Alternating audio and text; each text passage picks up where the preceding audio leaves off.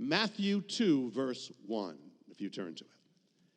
After Jesus, Yeshua, was born in Bethlehem of Judea, in the days of Herod the king, Magi from the east arrived in Jerusalem, saying, "Where is he who's been born King of the Jews? We saw his star in the east. We have come to worship him." 1 week before leaving for Cuba, a man from Cuba appeared at our service, wanted to speak to me, a pastor. He had been tortured in the prisons of Castro, or he had been in prison for his faith. I don't believe he knew we were going to Cuba when he came. But he began to speak to us prophetically. He said, "You will go to Cuba as the Magi, bearing gifts, and you will enter the place where others could not enter. You will enter the palace of the king." I prayed as what I should share to the people of Cuba. What came to me immediately was the message of the Jubilee. Leviticus 25, you can turn to it or you can just listen. Verse 8, count off 7 sevens of years, 7 times 7 years, so that 7 sevens of years amount to a period of 49 years. Then have the trumpet sounded everywhere on the 10th day of the 7th month on the Day of Atonement. Sound the trumpet throughout the land.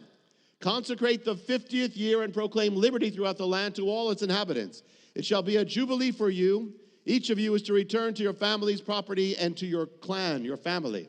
The 50th year shall be a jubilee. Do not sow, reap what grows of itself, harvested, untended vines, for it is a jubilee. It is to be holy for you. In this year of jubilee, everyone is to return to their own property. The jubilee concerns those who lost their land, lost their family possession, lost their inheritance, and their freedom. That was Cuba. In 1959, Cuba was filled with people who lost their land, their family's possession, their inheritance, their family, and their freedom. I would go to Cuba proclaiming the Jubilee, the power of God for freedom to set free those in bondage and bring restoration. The message was spiritual, but you could take the message in other ways. And in many ways, it was a dangerous message to proclaim, to go there and preach anything that sounded like freedom, restoration, and liberty. But I was also led to bring something for Fidel Castro. Not that there was any guarantee of ever meeting him or seeing him or getting it to him, but if the Lord opened the door, 3 things. 1 was a Bible in Spanish, 2 was a letter, and 3 was a shofar, the trumpet of Jubilee, the vessel that in biblical times proclaims freedom throughout the land. I came with several people from Beth Israel. When we landed in Cuba, we had to pass through an inspection. The Cuban police were going through everything in our luggage. The one thing that held us up was the Jubilee trumpet. They didn't know what it was, and they found it suspicious. They saw it as if it was a weapon. They held it up, passed it back and forth. We were held up. We would not go through. They looked at each other. Finally, I decided to approach them. I took the shofar and showed them how it worked. And there in the station, I sounded it. They looked stunned, but they let us go. Said, wow, the trumpet works. I remember we were told not to attract crowds, and once we were in a Cuban store. When I came out, I was told I saw a crowd had gathered around our van. Someone had spotted the shofar in the van, and a large crowd was around it, and they wanted me to blow it. I wasn't sure if I should, but I did. At that moment, one of the men in the crowd starts jumping up and down and screaming. And we said, what happened? They said, the man is deaf, but he heard the sound of the shofar. In the following weeks, we went to minister throughout the churches of Cuba. Sometimes the churches were in barns. Sometimes at a bus stop was the church. Many times it had 3 walls, not 4 or 2. But every one of them was overflowing. In the midst of persecution, something had been born. Revival. We were there to give them hope and encouragement and strength.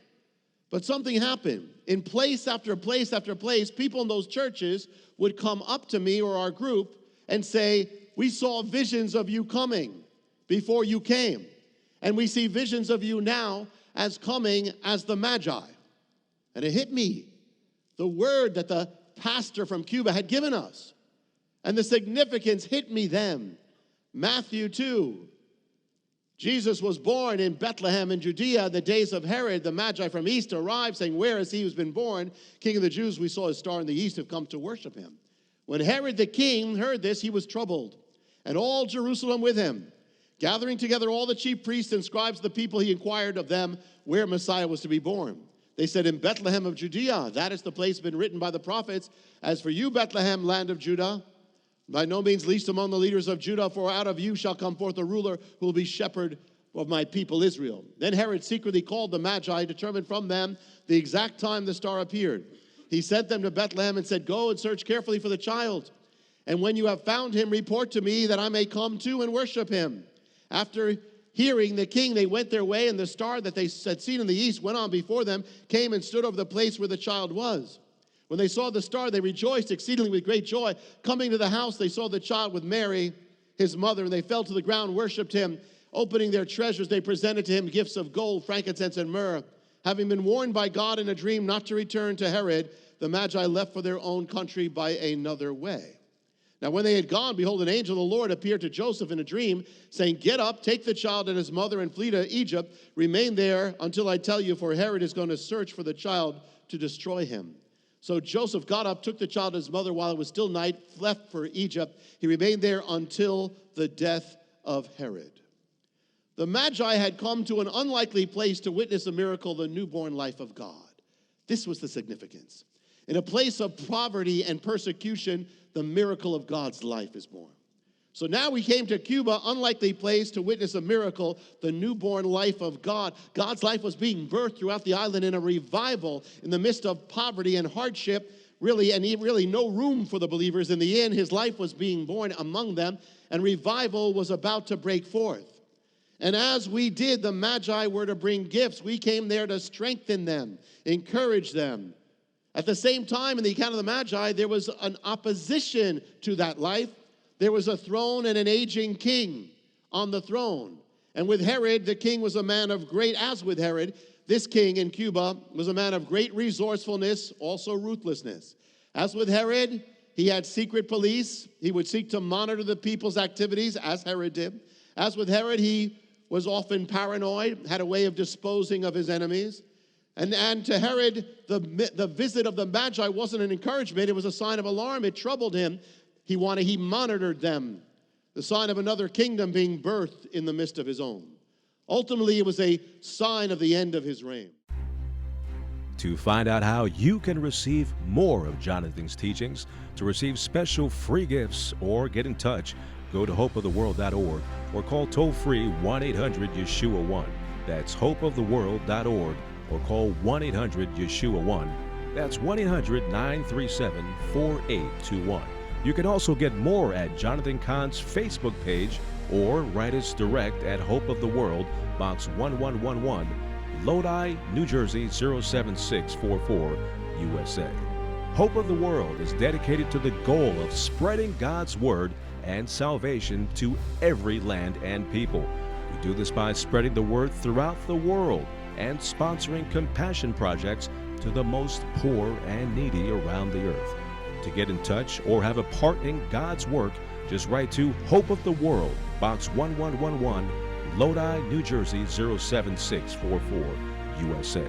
Or go to hopeoftheworld.org or call 1-800-YESHUA-1.